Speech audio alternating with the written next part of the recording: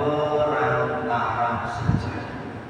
Maka orang menghadapi dengan situasi apa saja, kondisi kita apa saja, ya jangan lepas kalimat tauhid la ilaha illallah. Salah satu tadi orang diberi musibah, penyakit, sakit, ya baca aja ini la ilaha illallah supaya apa? Supaya kemantapkan tauhidan kita tidak geser. Kalau ikhtiar tetap ikhtiar, karena kita ini orang awam, makom kita ini masih makom asbab. Jadi kalau diberi penyakit, sakit oleh Allah, ya harus berobat. Harus berobat, jangan diam aja, harus berobat. Kenapa?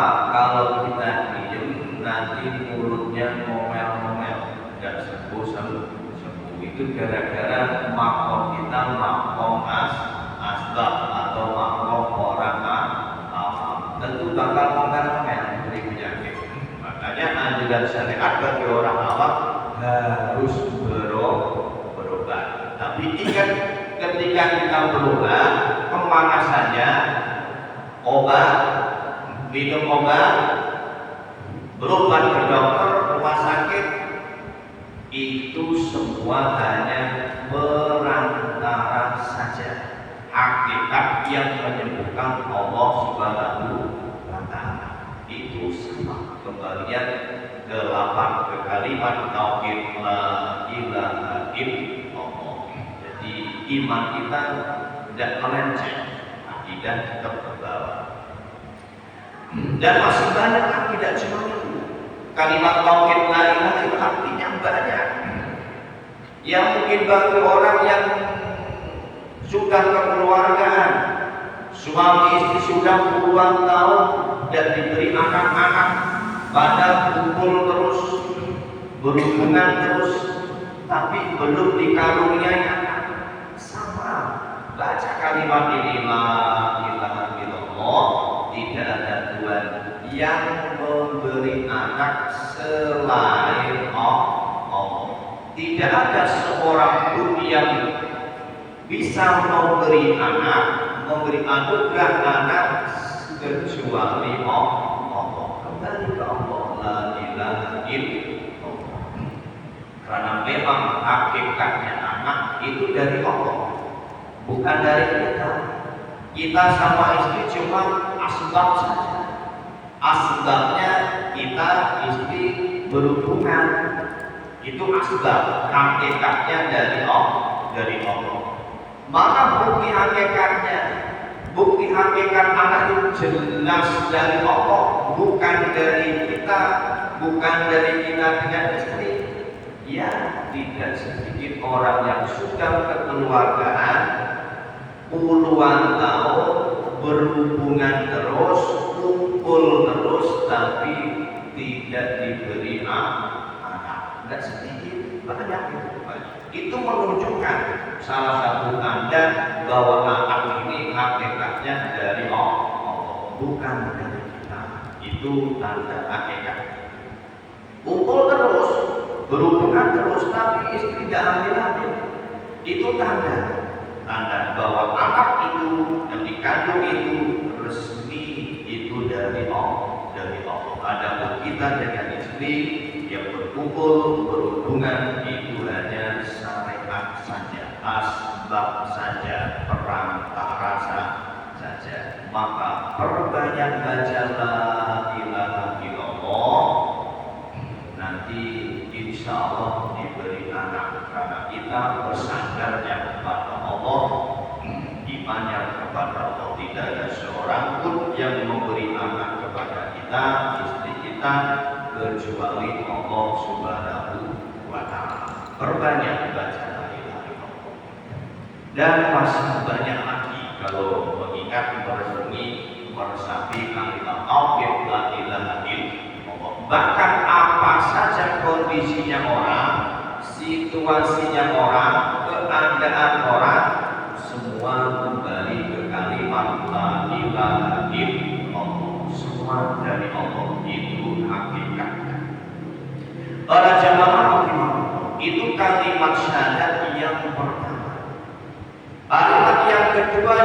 wa anna Muhammadar Rasulullah wa anna Muhammadar Rasulullah, dan sesungguhnya Nabi Muhammad sallallahu alaihi wasallam itu utusan Allah. Bagi kita muslim ahlu sunnah wal jamaah wajib mengimankan, mempercayakan, mengakidahkan bahwa Nabi Muhammad itu Rasulullah, utusan Allah, utusan Allah. Dua kalimat ini bagi kita dua-duanya harus kita yakini, kita imani, dan bisa salah satu. Maka iman kita sekuat apapun kepada Allah, percaya kita kepada Allah kuat, hebat, tapi kalau tidak iman kepada Nabi, tidak percaya dengan Nabi Muhammad Rasulullah, percuma, imannya tidak diterima. Dua-duanya.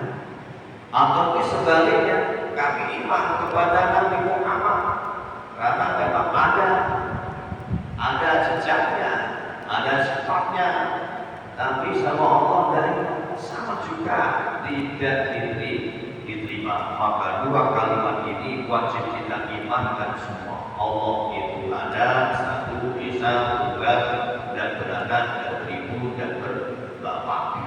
Dan yang kedua, Nabi Muhammad itu utusan Allah. Artinya apa ya Rasulullah ini? Artinya apa-apa yang disampaikan Nabi, apa-apa yang dikatakan Nabi, yang dianjurkan Nabi, yang diperintah Nabi, kita wajib mengikuti, wajib mengamalkan. Dan apa-apa yang dilarang oleh Nabi, kita wajib meninggalkannya, menjauhi, dan boleh diamal. Yang dilarang ini ya, bukan yang ditinggal Nabi, beda. Kalau yang ditinggal Nabi belum tentu dilarang, karena banyak yang ditinggal Nabi, tapi ternyata di saat sekarang, di zaman sekarang banyak. Contohnya banyak. Nabi tidak pernah pakai baju hem, tidak pernah. Nabi tidak pernah pakai baju koko, tidak pernah. Nabi tidak pernah pakai baju merek Atlas, tidak pernah. Kan ditinggalkan itu, berarti kan Nabi tinggalkan itu semua, tidak amalin, tidak pakai. Berarti kita juga tidak boleh, tidak kayak itu artinya. Agama itu tidak seperti itu. Maka apa yang ditinggalkan Nabi ini belum tentu dilarang. Contoh pakaian tadi, salah satu contohnya oleh masih banyak, dan cuma itu. Contoh pakaian ini, Nabi tidak pernah pakai kain biasa, tidak pernah. Tapi kita kok pakai, padahal itu ditinggalkan Nabi. Cara menjelaskannya, ya kita ambil dari awal. Orang disuruh syariat pakai baju, itu tujuannya apa? Nutupin aurat. Itu intinya. Jadi kita hamba Allah muslim diperintah oleh syariat supaya pakai baju kain, intinya supaya aurat tutup. Itu intinya. Mau kamu tutupi dengan kain apa terserah, kain warna apa saja terserah, merek apa saja terserah, mau kamu tutupi dengan plastik itu tidak apa-apa. Yang penting aurat tertutup. Itu intinya.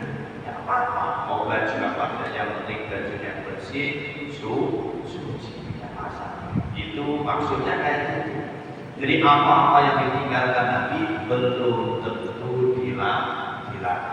Salah satu pakaian, yang lain masih banyak.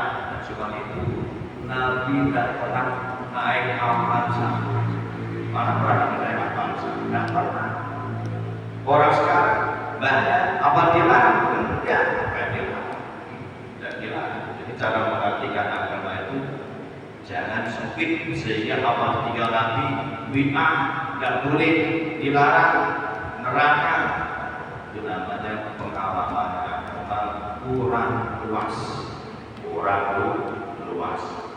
Ya kalau semua di zaman Nabi ada di sekarang baru ada kan ya repot. Kalau sampai dilarang repot sampai muka Anda pun jadi muka Anda gitu. Mana ada muka di zaman Nabi yang antum ini monyong-monyong semua itu ada. Itu juga sama ambil dari Anda ahli neraka parah kalau agama kayak gitu. Bahaya, tidak kayak gitu. Maka agama itu luas, cetak dan mengenakan asalkan paham untuk memperhatikan dalil-dalil nasib. Jadi yang dilarang Nabi memang jelas itu jelas dilarang, harus kita diingatkan. Tapi kalau yang ditinggal Nabi itu betul-betul dilarang. Itu arti Muhammad Rasulullah. Itu secara ringkas, detailnya nanti ngajinya ketemu sendiri berdasarkan. Para jamaah rahimahullah, itu rukun Islam yang pertama.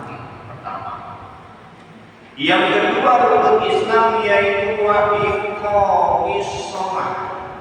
Wa iqamis shalah, mendirikan salat. Mendirikan salat, melakukan salat. Arti mendirikan salat ini dijelaskan banyak oleh ulama. Arti iqamis salat itu orang melakukan salat dengan benar. Artinya mengikuti syarat sah sholat, syarat wajib sholat, rukun-rukunnya sholat, tinggal yang membatalkan sholat dan tata cara sesuai mengikuti syariat. Itu diringkas dalam kalimat wa iqamis sholat. Berarti ini kalau orang cuma sholatnya asal-asalan, syukur angger, penting jentak-jentik toh, syarat sahnya tidak paham, syarat rukunnya tidak paham, yang membatalkan tidak paham, belum masuk kategori iqamis sholat, belum, karena tidak ada ilmunya. Ibadah sholat ini bisa dikatakan dalam hadis Nabi ibadah yang paling tinggi nilainya di antara ibadah-ibadah yang lain. Dalam satu hadis Nabi yang maksudnya ibadah sholat ini ibadah yang paling tinggi, karena kata Nabi nanti di yaumil qiyamah, kata Nabi itu nanti di yaumil qiyamah, di hari kiamat nanti Allah pertama kali yang ditanyain amal sholat, bukan amal zakat, bukan amal puasa, bukan amal sedekah, bukan amal haji, bukan. Yang pertama kali ditanya oleh Allah amal sholat.